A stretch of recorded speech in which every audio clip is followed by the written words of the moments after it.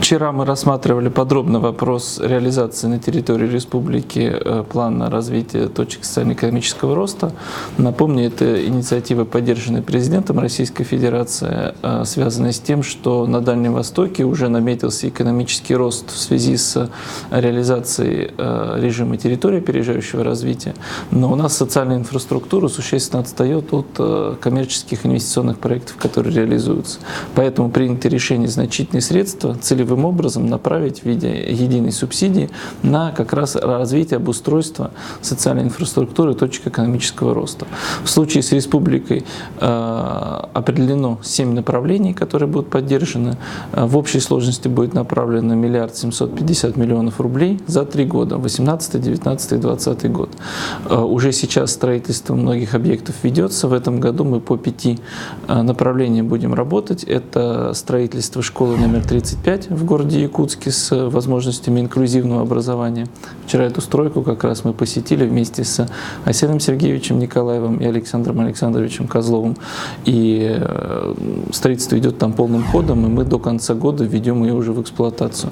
Помимо этого будет закончены работы по многофункциональному спортзалу в Среднеколымске, гимназии в Хандыге.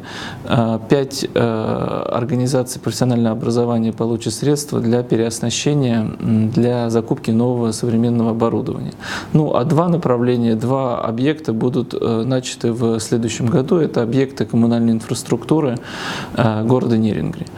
При этом мы вчера подробно обсуждали с министром по развитию Дальнего Востока, что, конечно, данных объектов для республики недостаточно, и мы предварительно договорились о том, что мы будем инициировать включение дополнительно 2 еще объектов. Один крупный, самый важный для республики — это кардиоцентр.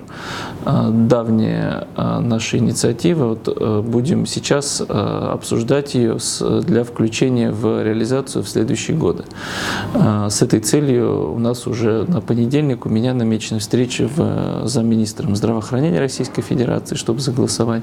Ну а на следующей неделе продолжим работу с Юрием Петровичем Трутневым по включению данного объекта в перспективные планы финансирования в рамках программы вот этой финансирования обустройства социального точек социально-экономического роста. Второй объект — это онкологический диспансер, который тоже давно мы обсуждаем, но, скорее всего, мы его будем с Минздравом обсуждать строительство в рамках инвестиционной программы Минздрава по другой линии. Но в любом случае оба эти критичных для здравоохранения республики объекта мы в приоритетном порядке будем изыскивать средства, включая средства федерального бюджета для них.